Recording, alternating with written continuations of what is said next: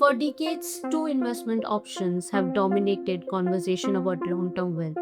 One is gold and other one is equity markets. One has protected wealth for generation, the other has created enormous wealth in long term. But which one deserves your 10,000 rupees investment? This brings to our test number 4, that is gold. Indians have trusted gold for centuries, not as jewelry but as a store of value. When people worry about inflation, economic uncertainty, or currency weakness, gold often gets attention.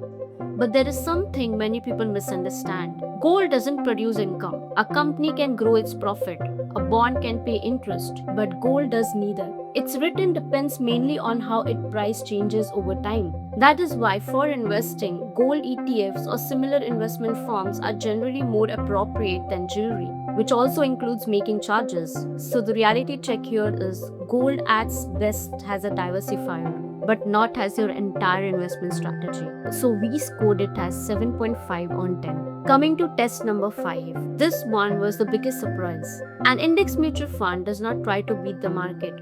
It simply follows it. Instead of betting on one company, you invest in many companies through a broad market index. That means diversification, lower cost than many actively managed funds, and no need to constantly pick winning stock. Historically, diversified equity markets have delivered strong long-term returns over decades, although returns are never guaranteed. The biggest advantage here isn't excitement, it is consistency. Now let's look at the reality check. If you are investing regularly for next 10 to 20 years and can handle markets ups and downs, an index fund is one of the simplest way to participate in long-term economic growth.